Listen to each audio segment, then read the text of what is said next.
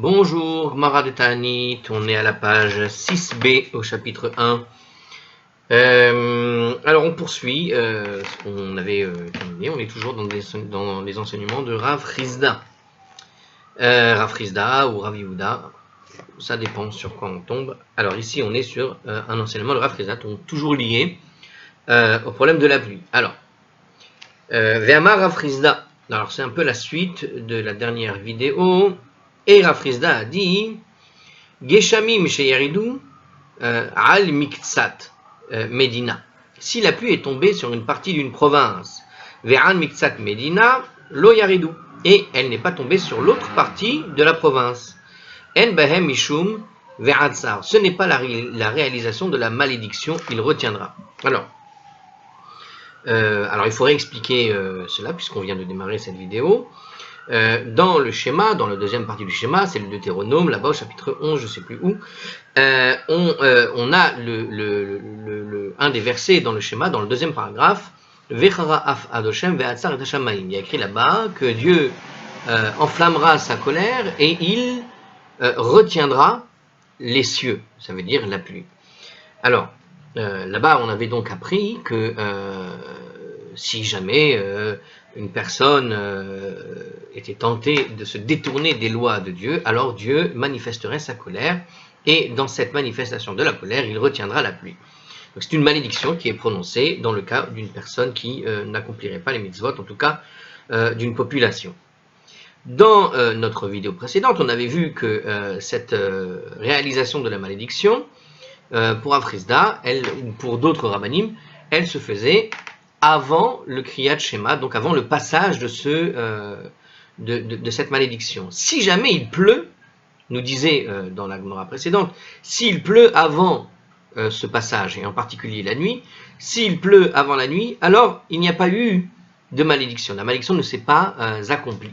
C'est-à-dire qu'il a plu dans la journée, et on a lu ensuite ce passage, quelque part, la malédiction n'a pas été accomplie. Mais si jamais il a plu et qu'on a lu ce passage au petit matin, et il a plu avant le passage du matin, par contre, on a dit que la malédiction s'était accomplie. Et une des raisons, pour aller vite et pour comprendre facilement, c'est parce que le petit matin, qu'est-ce qui se passe? On a des petits nuages bas, et ces petits nuages bas, quelque part, donnent l'impression qu'il y a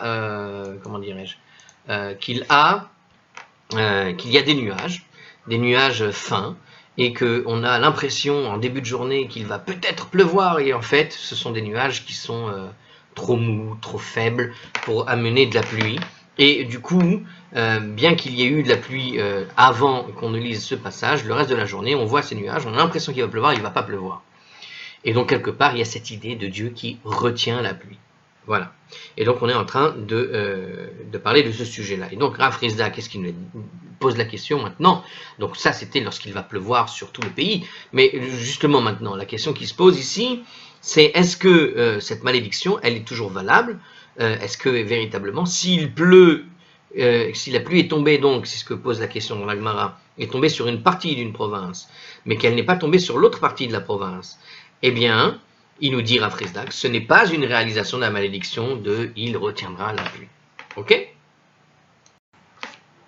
Alors la Gemara pose la question, mais en est-il ainsi? Donc Rav Chizda a affirmé qu'une pluie moitié, ça ne s'appelle pas la réalisation de la pluie. Alors pourquoi? Parce que d'ailleurs les récoltes, nous dit ici le commentateur, parce que les récoltes vont pousser dans la région humide et ça suffira pour nourrir tous les habitants de la région, de la province. Alors, la question de la Gemara. Eni, mais en est-il ainsi? Ve'artiv, et pourtant, il est écrit Vegam anochi mana'ati mikem et geshem. Et je retiendrai aussi la pluie à votre égard, be'ad shelosha chodashim lakatsir, à 3 mois de la moisson, ve'himtarti al ir echad, et je susciterai la pluie sur une ville. Ve'al ir achat lo amtir, et je susciterai la pluie donc sur une ville, et sur une ville je ne susciterai pas la pluie, chelka achad, kimater, etc., etc. Une partie sera abreuvée par la pluie, etc. Bon, alors, qu'est-ce qu'on voit ici? Alors d'abord, ce qu'on vient de réciter est un passage qui vient du chapitre 4 de Amos, au verset 7. Donc qu'est-ce qu'on voit ici? On voit que Dieu met en application sa malédiction et il décrit la situation. Il dit bien qu'il va retenir la pluie à l'égard des Juifs, d'accord, à l'égard de la population, à 3 mois de la moisson. Donc quelque chose de pas bon. Donc Dieu retient la pluie comme il avait prévu dans ce qu'on a lu dans le schéma, d'accord? Seulement voilà, qu'est-ce qu'il dit ici? Il a suscité la pluie sur la ville et sur une ville, il n'a pas suscité la pluie. Donc on voit qu'une partie de la province est abreuvée en eau et une partie de la province n'est pas abreuvée en eau. On a le cas que nous a donné Rav Chizda. Donc on voit que pour Rav Chizda, quand on a dit que la pluie est tombée sur une partie de la province et n'est pas tombée sur l'autre partie de la province, eh bien ce n'était pas une malédiction, c'est pas la réalisation de cette malédiction Ve'atzar et Teshamayim, alors qu'ici, dans le texte de Amos, on voit que Dieu déclare qu'il a réalisé sa malédiction Ve'atzar et Teshamayim, il a retenu bien, a priori, la pluie, d'accord? Et voilà qu'en retenant la pluie, il nous déclare qu'il l'a retenue en ne faisant pleuvoir que dans un endroit et pas dans un autre. Donc, contradiction. Comment expliquer cette contradiction? Et on a la réponse tout de suite. Ve'amar Rav Yehuda, Amar Rav. Rav Yehuda a dit au nom de Rav. Shetehen liklala. Les deux, c'est-à-dire aussi bien la pluie que la sécheresse qui sont dans ce verset, donc comme on vient de le remarquer, constituent en réalité une malédiction. Donc on voit bien que même la pluie est une malédiction parce qu'elle va endommager la récolte, dans notre cas, et elle ne va pas permettre de nourrir toute la population, comme ce qu'on a affirmé dans un des commentaires tout à l'heure. Donc ça contredit l'enseignement de Rav Chizda, pour lequel une sécheresse partielle, c'est pas une malédiction. La Gemara répond, la Kashia, il n'y a pas de difficulté. Hade ata tuva, ce dernier là-bas, considère une sécheresse partielle, d'accord, Rav Chizda, alors, une minute, qui considère la sécheresse partielle comme une malédiction, donc c'est le dernier qu'on vient de lire, c'est-à-dire ce qu'on a lu récemment, d'accord, dans le passage de Amos, c'était une sécheresse partielle, on a dit, d'accord, c'est un cas où ha de ata tuva, où une quantité excessive est tombée. Donc en vérité, il n'y avait pas de pluie d'un côté, mais la pluie qui est tombée est tombée de manière excessive à un endroit, et pas partout, pas de manière répartie, mais à un endroit seulement, donc c'était trop excessif, ça a endommagé les récoltes. Hade ata, kidmi ba'ele, alors qu'à propos de là où il n'y a pas de bénédiction, on a dit qu'il n'y avait pas de bénédiction dans l'autre cas, là où la pluie tombe partiellement, comme a dit Rav Chizda, eh bien, hade ata, comme j'ai dit, donc, dim ba'ele, celui-là là-bas, donc le cas que je viens de rappeler, c'est quand la pluie tombe là où il se doit, comme il se doit, pardon. Ça veut dire que dans la zone arrosée, tout va bien pousser comme il faut. Et ça suffira effectivement à toute la province, comme on l'a dit dans le commentaire. Amar Ravashi a dit Daika Nami. Cela ressort aussi d'un examen minutieux. Il faut être attentif à ce qu'a dit le verset. Qu'est-ce qu'il est écrit dans le verset?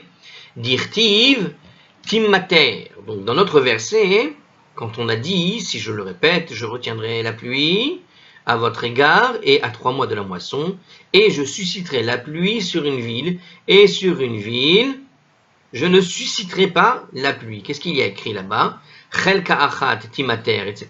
Une partie sera abreuvée par la pluie, nous a écrit le texte. Donc sur une partie de la ville, timater. Que veut dire timater? C'est l'idée de abreuver par la pluie. Tehemekom matar. Ça veut dire que ce sera un lieu de pluie. Shemamine, t'en déduis que ça veut dire quoi? Abreuvé de pluie ici, un lieu de pluie. C'est un endroit où il ne fait que pleuvoir. Et un endroit où il ne fait que pleuvoir, c'est un endroit où il y aura des inondations majeures. D'accord? Donc c'est un petit peu ce que nous explique ici la Gemara à propos de ce deuxième passage. En tout cas, Ravashi nous rajoute une explication sur la deuxième pluie. Quand tu es attentif au texte, le texte utilise un terme qui parle qui dit timmater. Timmater, c'est comme un verbe qui veut dire il va pleuvusionner. C'est un terme qui exagère, qui laisse entendre que la pluie sera exagérée. Hein. C'est-à-dire que faut comprendre en fait, si vous voulez, il y a une petite explication que je vais tenter. Hein. Je suis pas expert sur l'hébreu, mais vous avez une forme grammaticale qu'on appelle le pa'al et une forme grammaticale qu'on appelle le pi'el. Et le pi'el, c'est une forme poussée du pa'al. D'accord? Le pa'al, ça veut dire, en gros, comment on pourrait vous donner un exemple sur ça? Par exemple, le pa'al, un verbe, bon, on pourrait dire, j'ai pas de... attendez, je prends un exemple, 2 secondes. Bon, je vais pas trouver d'idée. Mais bon, l'idée, c'est que quand vous construisez un verbe au PL, le PL, c'est une manière d'appuyer, de forcer en quelque sorte le verbe. Hein. Liftoah, et par exemple, lishloach, leshaleach. Non, je sais pas si ça se dit ça. Bon, l'ilmod, ça veut dire étudier. Donc, c'est un pa'al. On étudie, on apprend. L'imed, c'est enseigner. C'est enseigner. Donc, c'est toujours l'étude en quelque sorte. Mais comme il est un peu plus appuyé par le PL, quelque part, il renforce l'idée d'étude, mais sur l'autre. Donc, ça dépasse le cadre simple. Bon, alors on peut dire ici que le verbe ici se présente sous la forme de... Donc, on a en fait la forme du mot de la pluie, hein, matar, c'est la pluie, et le fait qu'il utilise une sorte de tim mater, il y a une espèce de rajout, d'appui, c'est une pluie particulièrement diluvienne, quoi. En tout cas, c'est l'impression que ça donne dans le langage courant de l'hébreu. Donc c'est ce que nous dit un peu Ravashi, à savoir que quand tu es minutieux sur le verset, la manière d'exprimer la pluie ici est une manière qui est appuyée, qui implique une idée d'une pluie forte. Et c'est pour ça qu'ils traduisent par abreuvé par la pluie. Au lieu de dire simplement qu'il va pleuvoir, ils disent une partie qui va être abreuvée par la pluie. Donc c'est parce que c'est appuyé. Cette idée donc d'abreuver par la pluie, c'est l'idée d'une pluie diluvienne, donc quelque chose qui ne va pas, servir les récoltes, au contraire, qui va les abîmer. Alors il nous dit comme ça, Rashi, dans le commentaire ici, il pleuvra tellement que l'on pourra qualifier l'endroit de lieu de pluie. C'est un endroit de pluie. Voilà ce que veut dire ici Rashi, à juste titre. Rabbi Hananael nous dit, il note que de grandes mares d'eau se formeront à la surface du sol. Donc c'est une manière d'expliquer, voilà, concrètement qu'est-ce qui se passe quand il pleut trop. Les inondations, quoi. La déduction de la Gemara se fonde vraisemblablement sur l'idée A. Alors moi je vous ai parlé du Pa'al et du PL. En fait, c'est la forme passive ici de Timater. Alors, c'est le Nif'al, qui n'est pas du tout ce que je croyais, je me suis trompé. Alors j'ai parlé du PL, mais la forme passive ici, au lieu de Amtir, comme au début du verset, donc il aurait pu utiliser en fait, il y a 2 formes passives possibles, le Nif'al et le Nif'il. Attendez, je regarde mon livre de verbes pour que je ne me trompe pas. Donc je crois, si je ne me trompe pas, qu'on a en fait la forme, j'ai envie de dire, passive, mais de la forme verbale qui est appuyée, donc du PL, j'ai l'impression. À moins que je me trompe complètement. Bon. Je pense que c'est ça. Est-ce que c'est le... Attendez. J'ai oublié tous mes cours de... Bon, c'est pas grave. En tout cas, sachez que c'est lié à la forme verbale. J'avais bien senti la chose, mais par contre... ouais, c'est plus dans le langage courant que tu le sens. Bon, en tout cas, il nous dit qu'on aurait dû dire pour Rabbi Hananael, enfin dans la Gemara, a priori, c'est la forme passive, nif'al, timater. Alors, nipa'el plutôt, parce que du coup, c'est pas nif'al ici. Bon, il va falloir que je révise et après je vous dirai une explication plus en détail, mais je vais pas vous le faire aujourd'hui. Si on refait la Gemara, je saurai vous l'expliquer, promis. Là, on va pas le faire tout de suite. Bon, en tout cas, ça vient de la forme verbale, et cette forme verbale donne clairement l'idée, en hébreu, pour ceux qui connaissent bien l'hébreu, que c'est une pluie qui va être forte, renforcée, que ce n'est pas simplement une simple pluie qui tombe. Alors on continue.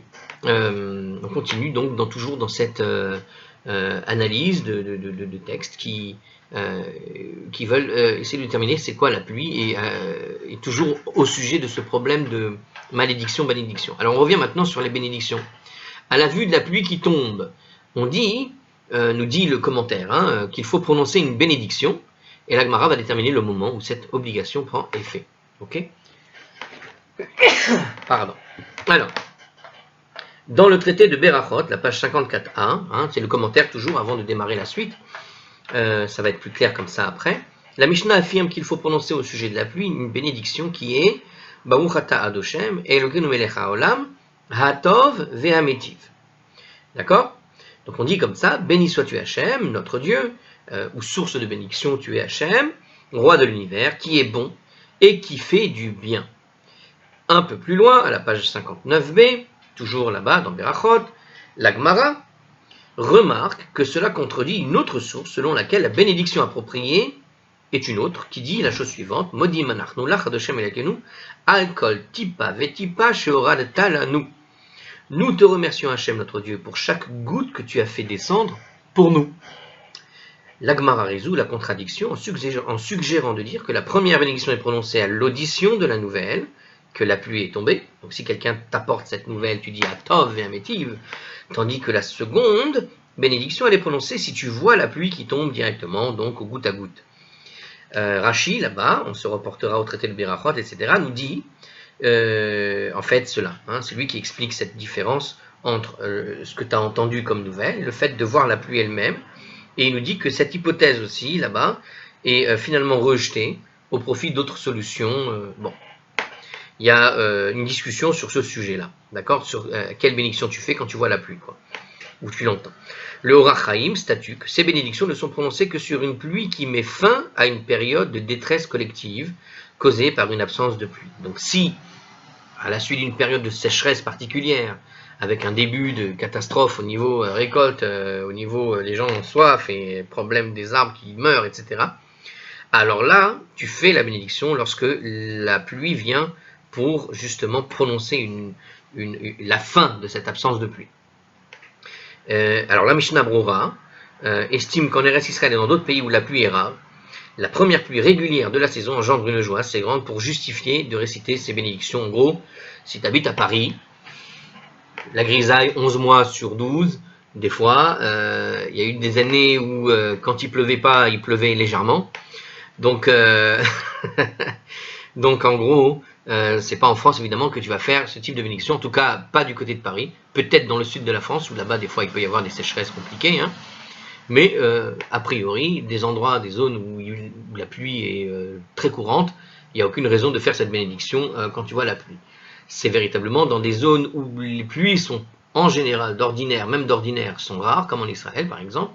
Donc même si c'est 2 saisons, on est content que la saison démarre parce que on ne sait jamais d'une année à l'autre si on a effectivement une année avec une belle saison de pluie ou une année avec une possible sécheresse. Comme on ne sait jamais d'une année à l'autre, comme c'est pas régulier, même si elle vient, on va dire de façon régulière, on dit merci. Alors ça, c'était pour les commentaires avant de démarrer la suite, et la suite va parler justement de cette bénédiction de la pluie, justement. Amar Rabbi Abahu, alors on revient sur Rabbi Abahu, qui dit la chose suivante. Mais ematai mevarichin al hageshamim, quand est-ce qu'on prononce la bénédiction de la pluie? Meshe yetse chatan likrat kala, lorsque la mariée est allée à la rencontre de la mariée. Donc si le chatan va à l'encontre de la kala, le marié va à l'encontre de la mariée, eh bien, on va faire la bénédiction de la pluie. Ça veut dire quoi? C'est-à-dire que l'eau qui se trouve déjà sur le sol s'étire en direction des gouttes qui continuent à tomber, nous dit le commentateur. Alors regardez comment ils expliquent, c'est amusant. Lorsqu'une goutte de pluie tombe sur une flaque qui est déjà formée sur le sol, quelques gouttelettes jaillissent vers le haut, nous dit Rashi, là-bas, à propos de la Gemara de Berachot, la page 59b, là-bas. Donc, c'est-à-dire que la bénédiction, elle vient sur le fait, donc il déclare ça, il dit comme ça, lorsque le mari est allé à la rencontre de la Kala, donc qu'est-ce qu'il veut dire par là? L'eau est déjà sur le sol et elle s'étire jusqu'à ce qu'elle retombe. C'est la goutte d'eau qui retombe comme ça dans les ralentis, vous voyez. Une autre explication, Rashi explique que les filets d'eau coulent le long des rues et qu'un filet en rencontre un autre qui provient d'une autre direction et du coup ça forme un nouveau filet. Donc c'est lorsque les rues commencent à s'animer par des petits cours d'eau ici et là qui se rassemblent et qui forment un seul cours d'eau. Donc on a une espèce de vie qui se remet à jaillir à travers l'eau, quoi. Alors, bon, Alors, c'est une déclaration de notre Rabbi Abou. Vous remarquerez d'ailleurs qu'on a retrouvé notre, comment dirais-je, on a retrouvé la métaphore donc des mariés en quelque sorte, hein, d'accord. On a retrouvé la métaphore de l'époux, l'eau, la pluie, qui rencontre Sakala, la terre. Hein. Selon Rav Yehuda, si je me rappelle bien, c'était Rav Yehuda qui disait ça. Alors, Maï Mevarer. Alors, quelle est la formule de bénédiction, concrètement? Alors, qu'est-ce qu'on bénit en réalité? Littéralement, nous dit la traduction ici dans le commentaire, qu'est-ce qui doit être béni? Alors, quelle est la formule de la bénédiction, mais qu'est-ce qui doit être béni? Amar Rav Yehuda, Amar Rav. Rav Yehuda a dit au nom de Rav, Modim anachnu lach adoshem Elokeinu. Nous te remercions Hachem notre Dieu, Al kol tipa vetipa sheoradata lanu, pour chaque goutte que tu as fait descendre pour nous, Rabbi Yochanan Mesayem ba Hachi.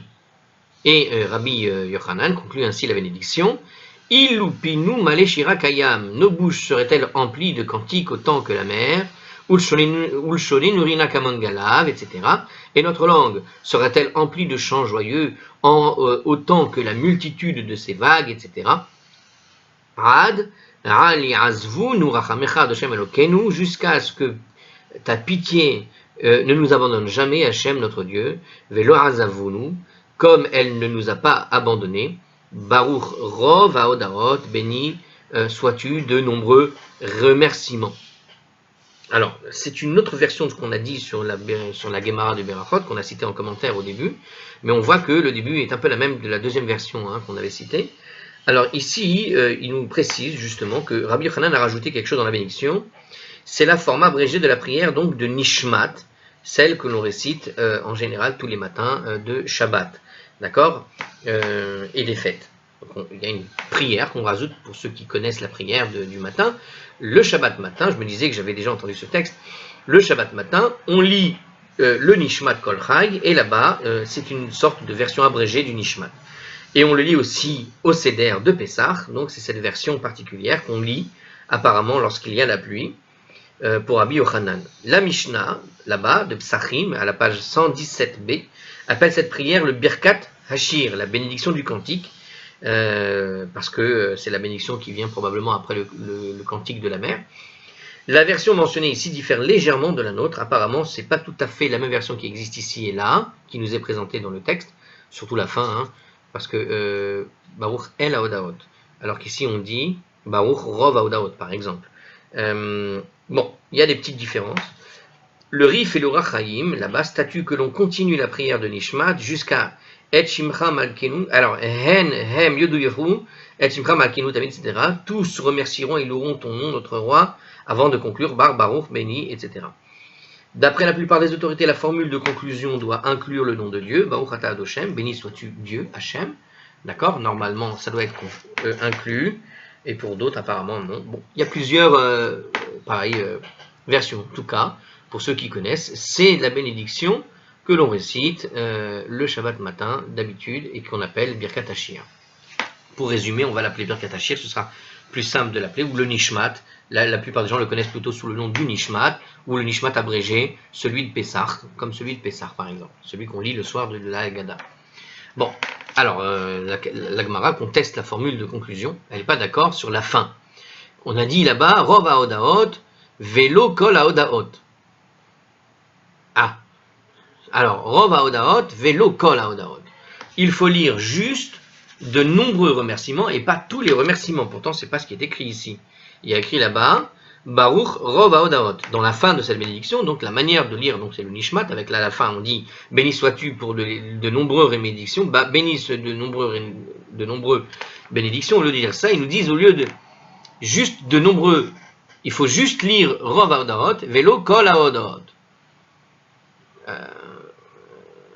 Alors, j'ai pas très bien compris. De toute façon, en réalité, il fallait lire Baruch Ata Adoshem Elokim Melech Haolam, Baruch Rov Haodaot ou Baruch Kol Haodaot. Ce que je ne comprends pas ici dans ce qu'il nous dit, c'est que l'Agmara nous a dit Rov Haodaot et il nous dit à la fin ici une contestation. Attention, hein, il faut dire Rov Haodaot, pas Kol Haodaot.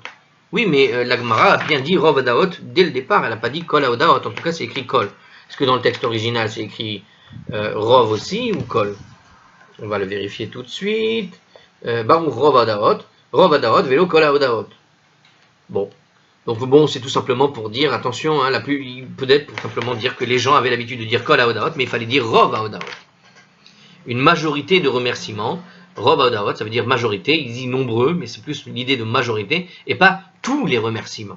Bon, la Gemara répond, de toute façon, Rava a dit, d'ailleurs c'est ce que je vous ai dit, Emma, en fait, il faut dire El Haodaot, le dieu des remerciements, comme je la connais de Nishmat Kol Chai, que tout le monde récite. Là-bas, on récite à la fin, Baruch El Haodaot, donc c'est évidemment celle-là qu'on dit. Donc il dit comme ça, hein, la version complète, si vous voulez savoir, c'est Baruch Ata Adoshem Elokeinu Melech HaOlam, El Haodaot. Alors, en fait, on dit un peu tout, si je me rappelle bien, parce que du coup, Baruch Ata Adoshem Melech HaOlam, El Haodaot, Adon Kol Aniflaot, Borei Kol Anishemot, Ribon Kol Amaasim, Baruch Hu B'Shem Melech HaOlamim, Amen. El Haodaot, Adon Kol Anishemot, Ribon Kol Amaasim, Baruch Hu B'Shem Melech HaOlamim.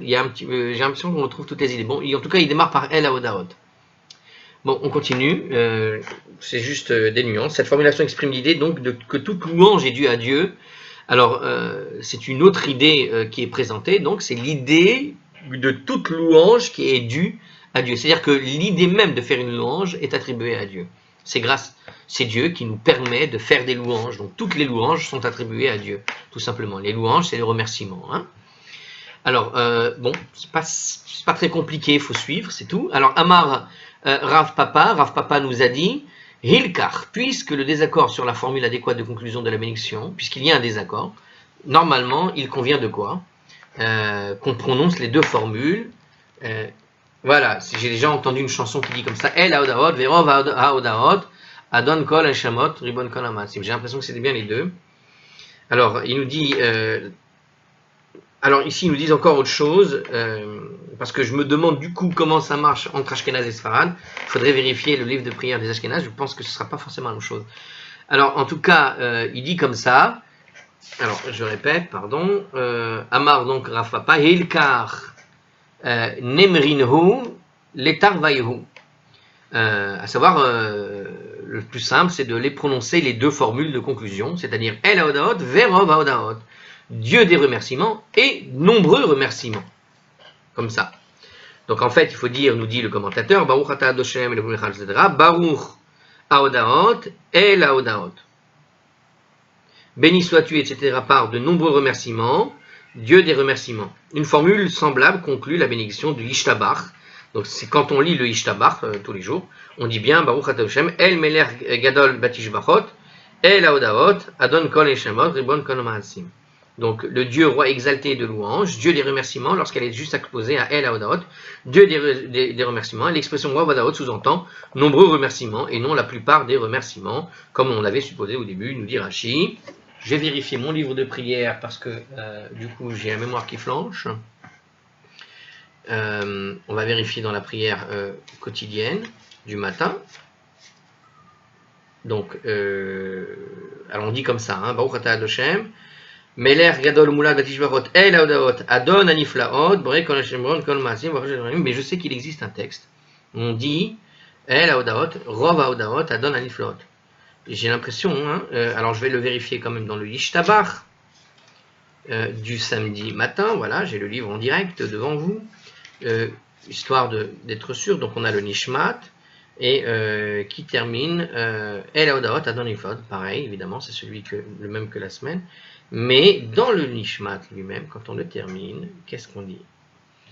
Alors, bon, et ben non, je me suis trompé. Mais et pourtant, il existe, je sais qu'il existe cette formule, parce que, non, alors je sais pas. Alors très bien, a priori, on ne rajoute pas le Rov Haodaot. Alors ici, il nous dit qu'on le met les deux, mais a priori, on ne le met pas. Alors, selon les nombreuses autorités, la conclusion correcte, ben voilà, il le disait ici, Baruch Ata Hashem, El Rov Haodaot. Béni sois-tu Hashem, Dieu d'une multiplicité de remerciements, le terme Haodaot n'étant pas répété, c'est-à-dire qu'on dit El et Rov. Alors il m'a semblé avoir vu dans certains livres, et peut-être c'est là la différence avec les Ashkénazes, qu'il y a un mot qui est entre parenthèses, soit le El, soit le Rov, qui va expliquer que c'est soit Dieu, soit les nombreux remerciements, mais de toute façon, Dieu est déjà cité, donc c'est pour ça que c'est étrange de le répéter, et que dans certains livres, ils doivent le mettre entre parenthèses. Alors, autre enseignement de Rabbi Abaou. Bon, on a fini avec cet enseignement. C'est un peu technique, l'enseignement qu'on vient de donner sur la bénédiction ici, c'est un petit peu technique. On va citer donc un autre enseignement qui va être moins technique, je pense. Alors, Rabbi Abaou, donc autre enseignement, donc, toujours dans le même sujet de la pluie. Amar Rabbi Abaou a dit Gadol Yom Hageshamim Mitechiyat Hametim. Un jour de pluie est plus grand que le jour de la résurrection des morts.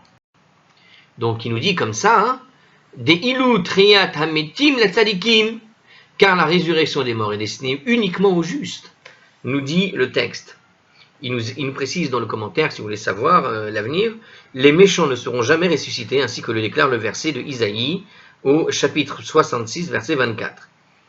Veyatseu vera'u befigre ha'anashim aposherim bi ki tola'tam la lo tamut ve'isham lo tichbe.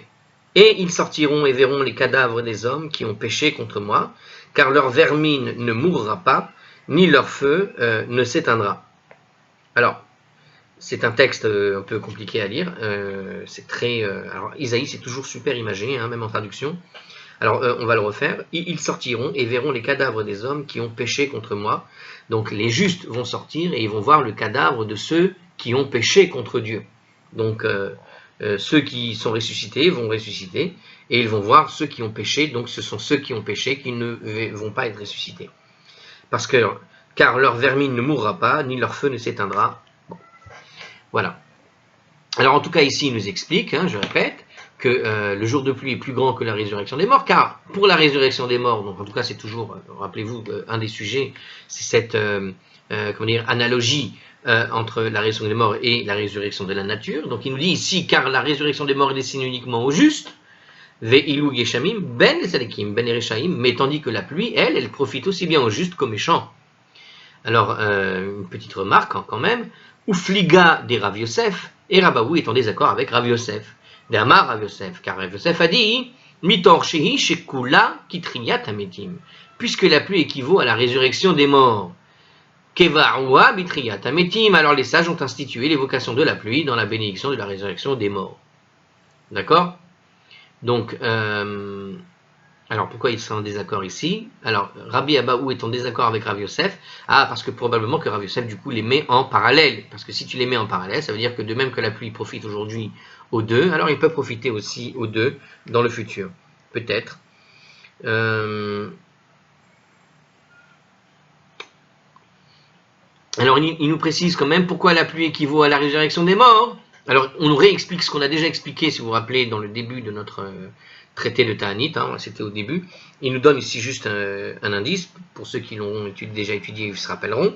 C'est parce que tout simplement, la pluie va dépendre de la vie humaine. Et bien de la même manière, c'est la récolte, la pluie fait pousser la récolte. Donc on ne peut vivre que grâce à la pluie. De la même manière, puisque la pluie équivaut à la résurrection des morts, puisque quand tu vas te nourrir quelque part, il faut toujours imaginer la scène de la sécheresse, et celui qui va voir la pluie, il va renaître, parce qu'il va de nouveau avoir l'espoir de pouvoir se nourrir, remanger, etc. Donc il y a une idée de résurrection des morts quelque part. Alors, Kevaroua bitriyat hametim, alors les sages ont institué cette évocation de la pluie dans la bénédiction relative de la résurrection des morts, nous a donc dit. Alors, la plupart des phénomènes naturels, nous explique ici encore dans le commentaire, la plupart des phénomènes naturels se produisent régulièrement et la main de Dieu ne s'y manifeste pas très clairement.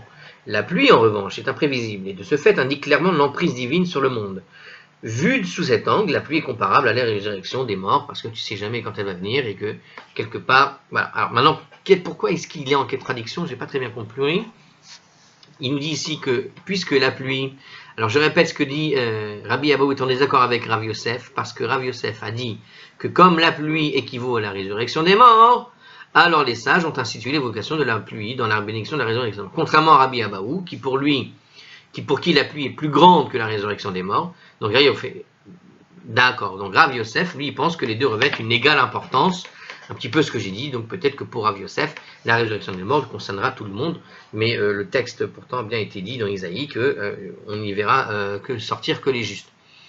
Bon, en tout cas, pour Rabbi Abaou, c'est une équivalence. Pourquoi c'est une équivalence? Parce que la résurrection des morts, elle peut être perceptible aussi bien du point de vue donc un peu ésotérique, ce côté où l'homme va sortir de terre et retrouver la vie, mais elle peut être comprise, comme il l'a expliqué justement, vis-à-vis de la parnassa, vis-à-vis de la subsistance. C'est-à-dire que grâce à la pluie, la récolte revient, et donc le fait de pouvoir se remettre à manger, d'une certaine manière, c'est comme ressusciter une personne qui pensait qu'elle allait mourir.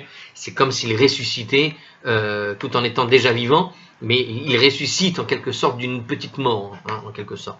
Il est comme dans un état de mort cérébrale, et le fait de pouvoir recommencer à manger, de pouvoir se renourrir, il retrouve le goût à la vie, on pourrait dire, cette idée-là. Donc c'est en cela qu'elle est équivalente à la résurrection des morts, celle qu'on connaît de la résurrection des morts prédite dans l'avenir et à l'arrivée du Messie. Bon, alors voilà. Autre enseignement que l'on fera dans une prochaine vidéo, et je vous dis à la prochaine.